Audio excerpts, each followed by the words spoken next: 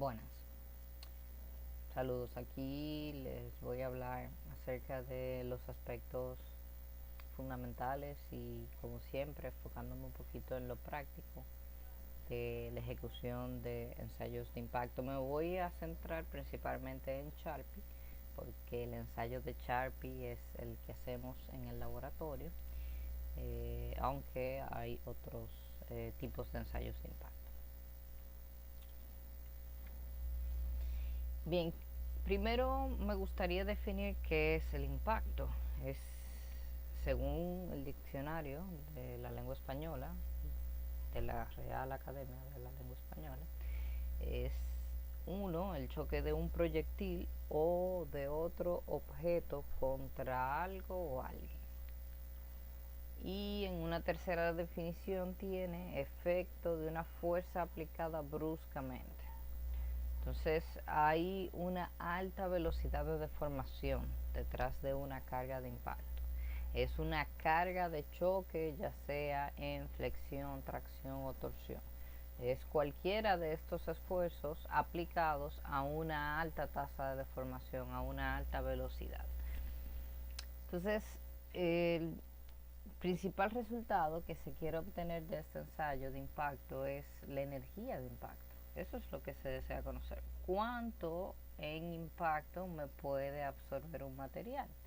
Que eso se define como la resiliencia, la energía absorbida en el impacto, la tenacidad de impacto, es la energía necesaria para poder romper una probeta, que típicamente se hace con una muesca, un defecto preexistente, cuando se somete a esta carga de impacto. Si lo pensamos, energía necesaria para romper una probeta con un defecto persistente se parece, ¿verdad?, a el defecto, la fisura, el crack que habíamos visto en tenacidad a la fractura, que es la capacidad del material para resistir una carga aplicada cuando el material contiene imperfecciones, ¿verdad? Y ahí utilizamos el tamaño de las imperfecciones para determinar cuándo ocurriría, ¿verdad?, ese esfuerzo que me va a producir una ruptura abrupta, catastrófica en mi pieza, debido a la concentración del esfuerzo, la acción de la concentración del esfuerzo sobre esa imperfección que tiene. Entonces, el ensayo de impacto también de alguna manera se correlaciona, están muy íntimamente relacionados, hay cierta relación entre estos valores de tenacidad de la fractura y el ensayo de impacto. Por eso habíamos mencionado en la práctica de tenacidad, de mecánica de la fractura, cuando hablamos de la tenacidad, que las dos formas de medir la tenacidad, una es a través de un ensayo de tensión con una fisura de lado que estiramos, se extiende y la fisura se va a propagar perpendicularmente al eje de aplicación de la carga de tensión, o que lo podíamos medir, si recuerdan, a través del ensayo de impacto. Justamente es por esta relación que hay. No es tan exacto ni es lo mismo, primero porque las imperfecciones no las prefabricamos, no son preexistentes, no tienen un tamaño que nosotros fabricamos, no la podemos controlar, pero sí ciertamente nos provee información acerca de cómo se comporta, de cuál es la tenacidad, de cuál es la resiliencia que tiene, conteniendo ciertas imperfecciones. Y por eso es más típico que los ensayos de impacto sean con una muesca, porque podemos también ensayar una probeta sin muesca, con un péndulo, y darle para tratar de romperla. Pero lo más típico es que sea con una muesca, porque también queremos evaluar esa tenacidad, esa capacidad de romper, qué tanta energía se necesita para romper teniendo un defecto preexistente, esa muesca entallada. En general es súper sencillo. El ensayo de Charpy se, se estableció en el 1900. Fue un ingeniero, Russell, quien primero trabajó en esto, y luego vino un francés, Charpy, que fue el que puso la idea de el pivot con el péndulo y la masa para golpear. Entonces por eso se le conoce como Charpy. Esto es ISO, pero verdad, aquí lo fíjense también, aquí tenemos lo que es el péndulo, el martillo, que tiene una masa determinada, hay un brazo, aquí hay un pivot, entonces esto se suelta de una posición determinada, la posición de inicio va a tener cierta energía potencial, la vamos a soltar en caída libre y aquí va a golpear con cierta cantidad de energía también cinética que se le va a sumar con el movimiento, va a golpear con cierta cantidad de energía y la probeta, y dependiendo del ángulo de salida pues vamos a saber qué tanto fue esa energía absorbida. La diferencia entre la posición inicial y la posición final es lo que me dice la energía que se absorbió en ese impacto. Hay dos configuraciones básicas de los ensayos de impacto. Tenemos los ensayos Charpy. En Charpy la probeta se coloca horizontalmente, como podemos ver aquí. Aquí también la vemos desde otra perspectiva, mientras que en el ensayo de ISOT se coloca verticalmente la probeta. Como lo vemos aquí, se sostiene por aquí. Entonces el martillo o el péndulo viene y le da a la probeta. Inicialmente Charpy fue diseñado para ensayar metales y ISOT es más utilizado y originalmente diseñado para plásticos, pero ya hay métodos que con ciertos requerimientos y ciertos lineamientos ligeramente diferentes entre un material y otro, que yo puedo utilizar ISO en metales o Charpy en plásticos.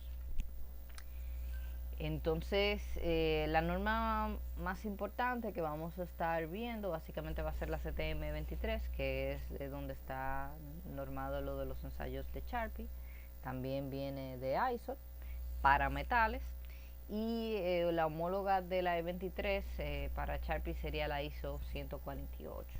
En cambio, cuando hablamos de ISO, por ejemplo, en plásticos, tenemos la ZMD 256 o la ISO 180.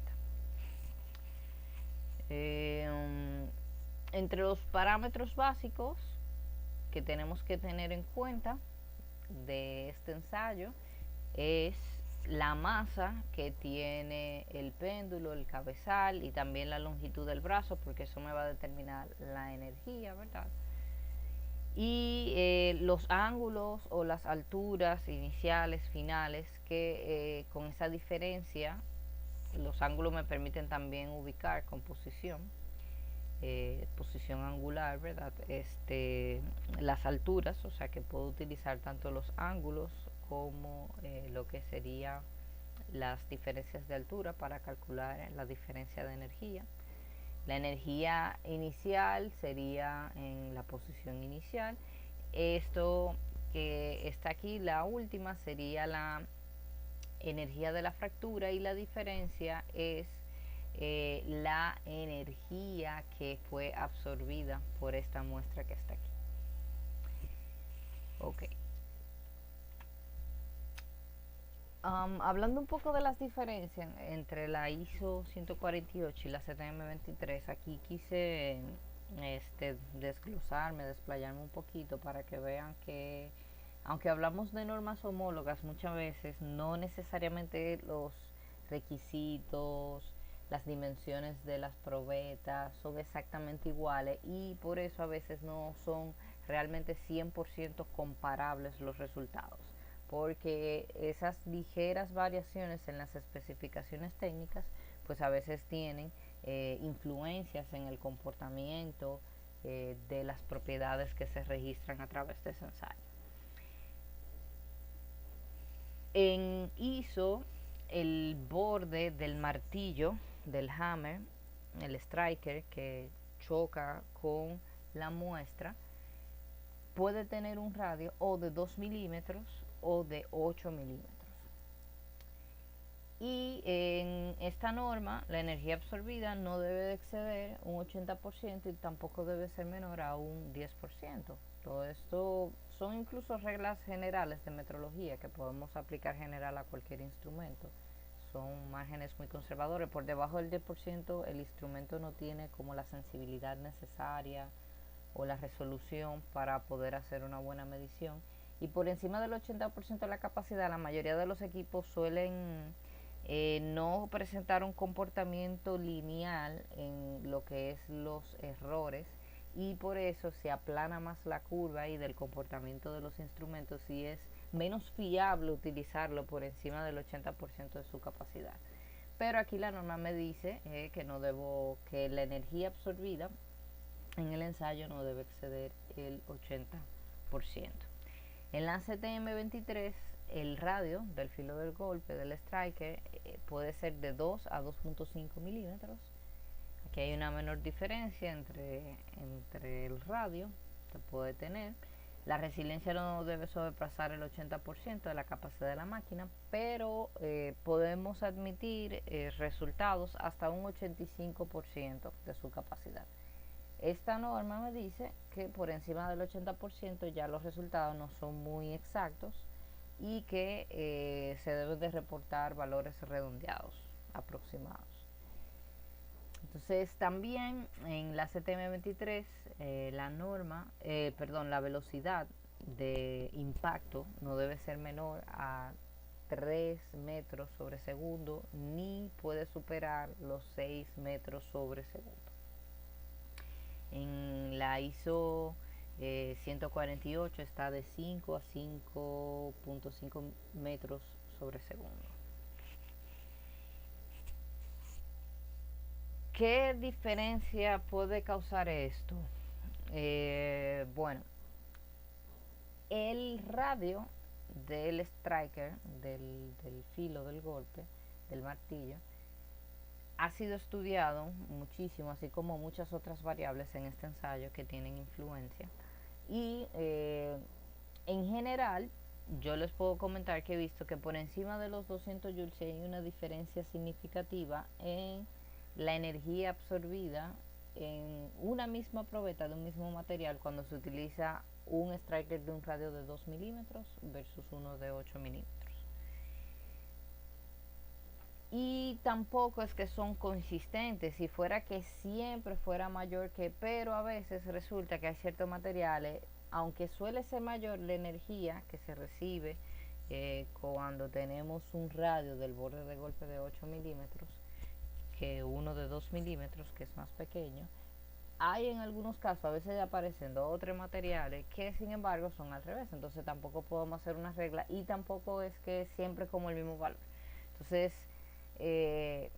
eso hace complicado a veces si no se utilizan exactamente las mismas especificaciones en los instrumentos, que podamos tener una comparabilidad exacta, así que nos podamos fiar de esos números totalmente para discriminar, para por ejemplo hacer una declaración de conformidad, de cumple o no cumple con los resultados de este ensayo. Hay diferentes sistemas, máquinas de ensayos de impacto. Nosotros vimos la del péndulo, que puede ser ISO o Sharpie, pero también hay otras que se consideran como drop weight, peso muerto, que simplemente es una masa, se sube a una altura determinada y se deja caer. Esa masa por esa altura tiene una energía potencial. Muchas veces se utiliza en producto, como podemos ver aquí, como puede ser una soldadura o un espécimen en forma de U, que tiene que tener ductilidad, tiene que aguantar esa cantidad de energía. Se hace, por ejemplo, en cubetas, en sillas. Hay muchos productos que se le hace este tipo de ensayo, las tuberías, el PVC que vimos, la norma que estuvimos hablando de la CTM 2241, de los tubos de PVC, que es homóloga de la Nordom CA 007. Ahí también me habla del ensayo de impacto, y también es dependiendo de la capacidad, de el espesor, de las especificaciones del tubo, tiene que aguantar cierta cantidad de energía. Entonces hay una masa o diferentes cantidades de masa y diferentes alturas para poder combinar esas cantidades de energía que me deben de soportar. Nosotros aspiramos en algún momento en el laboratorio poder tener unas máquinas de estas de impacto. Muchas veces se pueden configurar estas máquinas para ejecutar ambos ensayos, tanto ISO como Sharpie, que se le puedan cambiar aquí la configuración, pues el principio es el mismo. Cuando las máquinas son más grandes se debe de tener cierta seguridad, no se cargan manualmente porque estos martillos pesan mucho y no es seguro para una persona cargarlo, y suelen ser más automatizadas. En cambio, nosotros en el laboratorio, yo digo que tenemos una máquina de impacto de juguete, pues la que tenemos es algo más educativo para demostrar el principio, que es meramente físico. Pero la capacidad que tenemos aquí son apenas de unos 15 joules, mientras que estas máquinas que estamos hablando, que vimos anteriormente, están en un rango de 450 joules, o incluso vimos ahí una grandota que puede ser de unos 700 joules de capacidad. Esto apenas tiene 15 joules de energía, y tenemos muchas veces dificultad para romper ciertas probetas. Depende mucho del clima, de la temperatura, para poder exitosamente ejecutar el ensayo, que de un solo golpe la muestra se rompa en dos fragmentos, que así es como satisfactoriamente se debe de ejecutar esta prueba para poder medir el valor de resiliencia, porque también este ensayo muchas veces se utiliza de forma cualitativa, o sea, que se quiere verificar que se comporte de manera dúctil o que presente al menos cierto grado de ductilidad al romper a cierta temperatura con ciertos parámetros.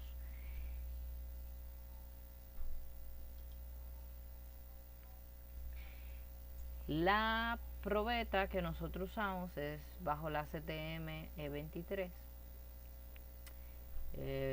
En un inicio utilizamos la muestra que nos indica el manual de Saterco que vimos anteriormente, que fue como una probeta que ellos mismos hicieron escalándola de las dimensiones originales de esta probeta, que es de 10x10, y ellos hicieron una probeta de 6x6, escalando las demás dimensiones, pero nos dimos cuenta que no estábamos en norma, quisimos hacer las probetas con las dimensiones de la norma. Cuando le ensayamos, obviamente, nos dimos cuenta que nos habíamos olvidado del principio, que mientras mayor espesor, pues mayor la tenacidad, que ya lo habíamos visto esto en mecánica de la fractura. Entonces el grosor, el espesor influye de forma exponencial. Mientras mayor espesor, exponencialmente crece la energía que necesitamos para poder romper la probeta. Obviamente nunca pudimos romper con esta maquinita de juguete una muestra de estas de 10x10. Y bueno, en el 2015 luego ya nos dimos cuenta de que existía la CTM 2248, que son probetas miniaturas para Sharpie, pero en muesca B. Entonces nosotros antes teníamos en muesca U, era la que utilizábamos originalmente. Entonces ahí cambiamos a la muesca en B con esa miniatura. Tiene diferentes tamaños, aunque tuvimos el problema de que no podíamos cumplir con la longitud, pues la distancia de separación de los soportes y el espesor también de nuestro péndulo iba a ser imposible con esta longitud poder hacer el ensayo. Así que tomamos las dimensiones transversales y también la de la muesca de esta norma, pero con un largo un poco mayor para poder tener un buen soporte y una buena colocación de la probeta en nuestra máquina. Ya luego en el 2016 ya se incluyeron todas estas muestras en miniatura de la CTM 23, entonces ya escogimos y actualmente utilizamos una de estas probetas en miniatura con una longitud mayor. Tenemos la desviación de que tiene una longitud mayor. Algunas rompen, algunas no. Dependen, como les comentaba anteriormente, de la temperatura a la cual está el laboratorio. Los días más calientes normalmente no rompen, muchas veces el aluminio, pero depende también El aluminio es variable, hay veces que tenemos aluminio que es bastante dúctil, hay veces aluminio que son más frágiles. El acero a veces se rompe, la mayoría de las veces no. El cobre también depende. Esto también depende, señores, del mecanizado. Si fragilizan la muestra mecanizándola, obviamente no va a presentar tanta tenacidad y puede romper. Pero esto ya se sabe al momento de cuando se ensaya y se rompe, y podemos evaluar qué pasó teniendo la información de qué material es y qué características debería de tener. ¿Son comparables los resultados entre una probeta y otra? Bueno, realmente no, porque hablamos que el espesor, como les comentaba, por eso le hice la historia de que el espesor influye. Entonces, y va aumentando exponencialmente.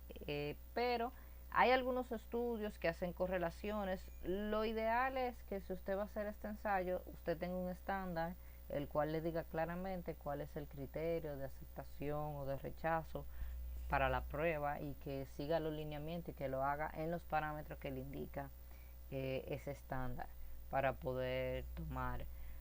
Si no, de lo contrario, la mayoría de los resultados se consideran más bien de carácter cualitativo, ver si falla de forma frágil o de forma dúctil. No se consideran tanto los valores por todos estos detalles que influyen en la exactitud del cálculo de la resiliencia.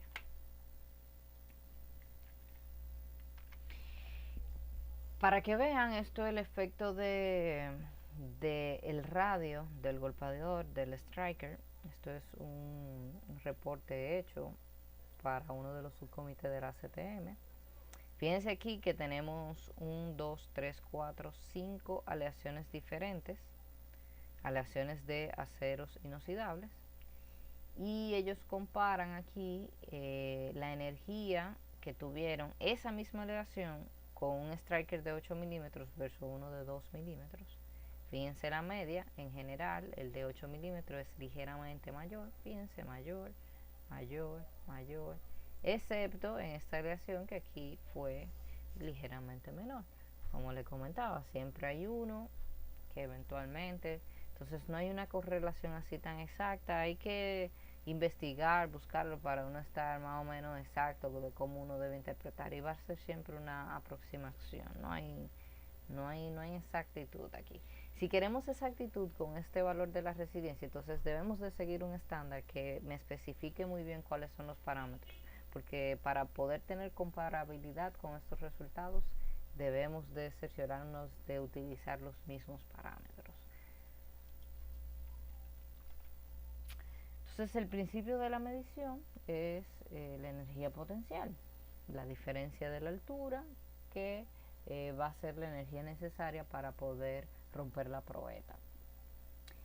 La energía inicial, energía total de mi sistema, va a ser calculada a partir de la altura inicial, masa del péndulo por la gravedad por la altura, mientras que la energía de la fractura, como ya le había comentado, va a ser la altura que tenga en la posición final, eso que me quedó. Para yo poder romper en dos una muestra, no se me va a gastar cero energía en yo dividir una muestra en dos. Yo tengo que gastar cierta cantidad de energía para propagar esa muesca, que se me propague como una grieta a través del material y yo pueda tener dos fragmentos. Entonces va a haber una energía de la fractura que se puede calcular con la altura final, el ángulo final, y la energía absorbida va a ser la diferencia de estas alturas, esa energía que está ahí, esa energía potencial que vemos ahí a través de esa diferencia de altura. Eso es la resiliencia de ese material. Para poder decir que alcanzó la resiliencia, la probeta, la muestra debe de dividirse, de romperse, fragmentarse en dos. Si no se divide en dos, si se dobla dúctilmente o si no llega a romperse, ¿qué implica? Que faltaba más energía para poder separar en dos esta muestra. O sea, él todavía absorbería más energía. No había llegado a su valor de resiliencia, le faltó. superó la resiliencia de este material, de esta muestra, superó la capacidad de impacto en energía de la máquina. Y por eso también este es de ahí donde viene lo del 80%. O sea, hay cierta cantidad de energía que se me va a agotar en la fractura. Entonces no puede ser con el 100%. El valor de resiliencia de la muestra por eso debe de estar por debajo del 80% para que se pueda hacer satisfactoriamente este ensayo. La entalla o la muesca en vez la más típica, la más común, pues es la que está relacionada con medir la resistencia del material a la propagación de la grieta, la más relacionada con la tenacidad de la fractura. Pero hay otros tipos de muescas, como pueden ver aquí. Yo les comenté que en un inicio realmente los tipos de muestras que nosotros utilizamos era en U.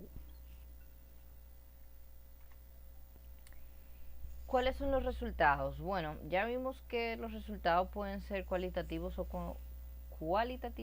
cuantitativos. El cuantitativo sería la resistencia al impacto, que sería la energía absorbida, la resiliencia, que hemos estado hablando, la diferencia de las alturas, ¿verdad? De esa energía potencial, la diferencia de la altura, dividido entre el área transversal del espécimen donde estaba la muesca, que fue por donde se me propagó la grieta, que fue el área que me soportó esa carga de impacto, ¿de acuerdo?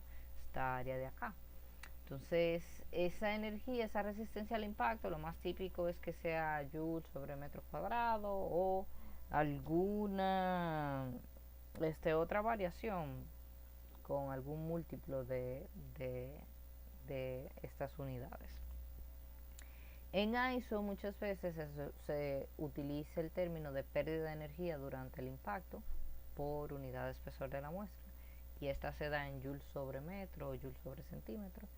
Y esta resistencia al impacto se le llama también pérdida de energía por unidad de área transversal.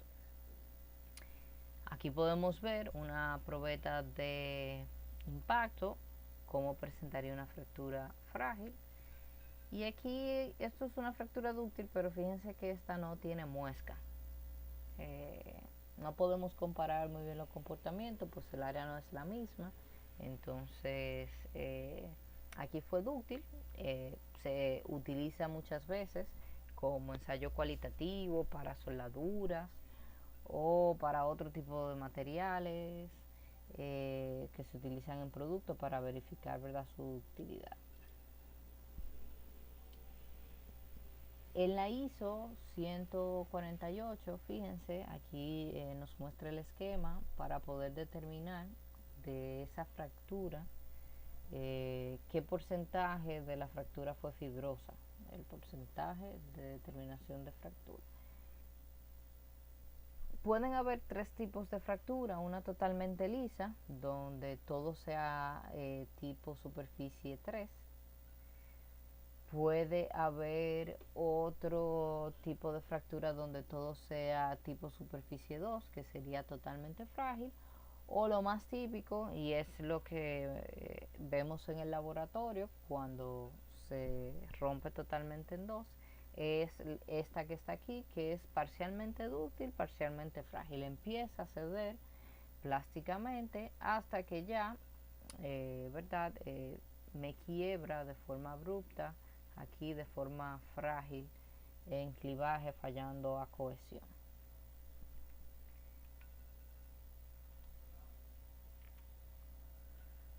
Aquí podemos ver, esto es un esquema que está en la ISO, cómo se vería más o menos el porcentaje de la fractura fibrosa, un 10% versus un 90%. Esto es,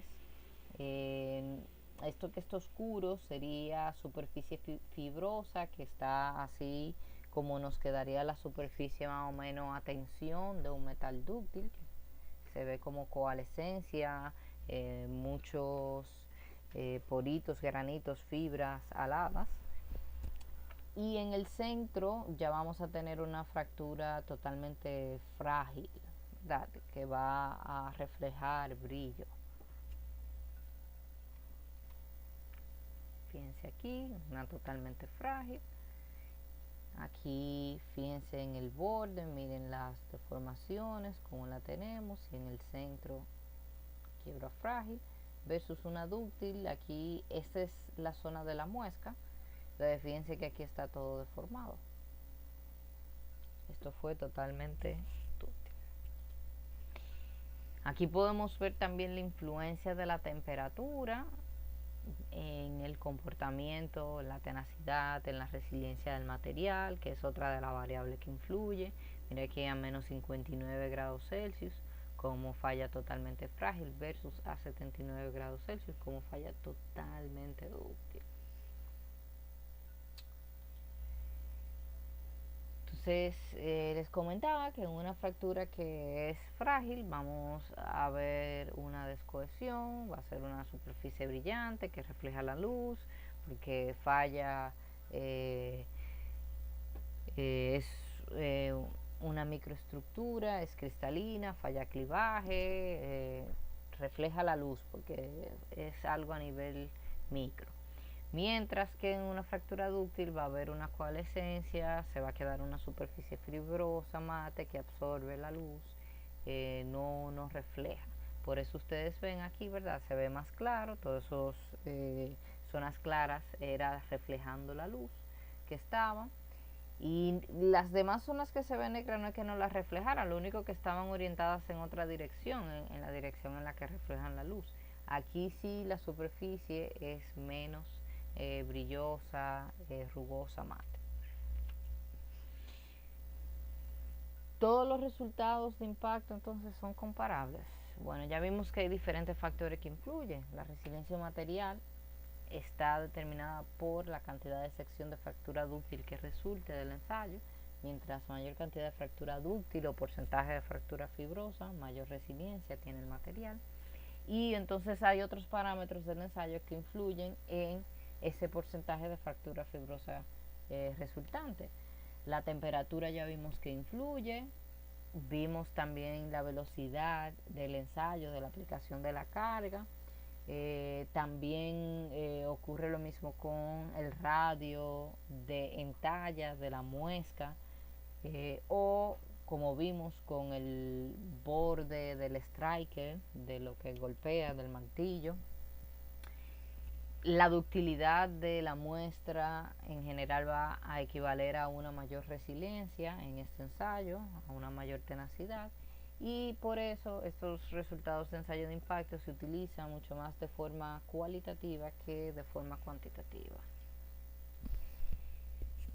En Instron nos dice acerca de la resistencia al impacto, que es la energía necesaria para romper una probeta sometida a una carga de choque, como en un ensayo de impacto, que sinónimos son energía de ruptura por impacto, valor de impacto, resistencia al impacto, absorción de energía. Y también fíjense, muy interesante, que esta propiedad está relacionada con la dureza del material.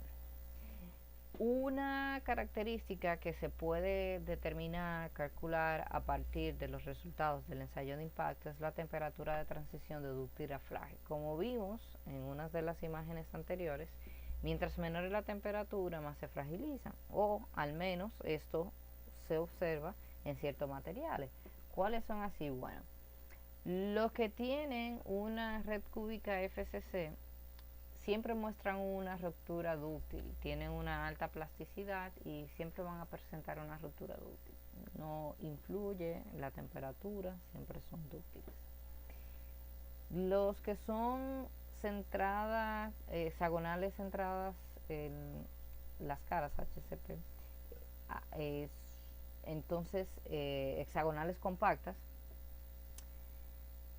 estas siempre son frágiles, tienen poca posibilidad de movimiento de las dislocaciones en su microestructura y siempre se comportan de forma frágil, tienen poca ductilidad, entonces en el ensayo de impacto tampoco se van a comportar de manera dúctil, siempre son frágiles, ahí tampoco importa, no le afecta la temperatura.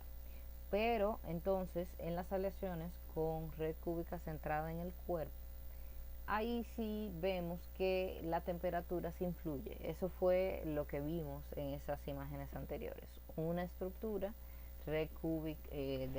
cúbica centrada en el cuerpo, y este es el caso de los aceros bajos en carbono. O también ocurre con los polímeros o las cerámicas, que tienen este comportamiento de transición de dúctil a frágil. Entonces, por la diferencia, esta es la cantidad de energía frágil, esta es la cantidad de energía dúctil, y por la diferencia dividido entre 2, ahí se determina cuál es la temperatura de transición. También hay diferentes criterios. Hay diferentes criterios para determinar, dependiendo de qué material se esté utilizando o cuál sea la referencia, de dónde se venga para que se esté utilizando.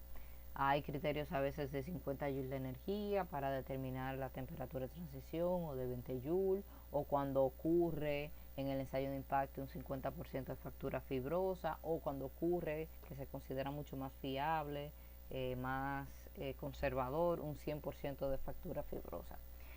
Entonces, como les comentaba, los materiales normalmente que tienen baja resistencia, que tienen una alta plasticidad, con una estructura FCC cúbica centrada en la cara, suelen ser siempre dúctiles. No hay un cambio significativo en su comportamiento en el ensayo de impacto. En los materiales que tienen una gran alta resistencia, que tienen también poca plasticidad, poca ductilidad, siempre van a ser frágiles. No hay tampoco un cambio significativo. Obviamente es de esperarse que mientras más baja la temperatura, pues pierda un poco más de tenacidad, pues sus átomos están más trancados, tienen menos movilidad. Pero ya vimos que sí, en las materiales, los metales, por ejemplo, con una estructura cristalina cúbica centrada en el cuerpo, como los aceros bajos en carbono, sí van a tener este cambio significativo, y aquí se determina lo que sería la temperatura de transición. Este lado es frágil, baja tenacidad, baja absorción de energía, baja resiliencia es frágil. Alta tenacidad, dúctil, alta absorción de energía, es todo lo mismo. Fíjense aquí lo que le comentaba, que para poder calcular esa temperatura es la temperatura aquí de dúctil, la temperatura de frágil, entre 2. Aquí podemos ver diferentes aleaciones férricas y cómo influye lo que es el porcentaje de carbono en las aleaciones. Fíjense que cuando tenemos muy poco porcentaje de carbono, que son, esto ya sería hierro, ¿verdad? Fíjense que la transición está bien bajita de su temperatura, y que es bastante dúctil en un buen rango.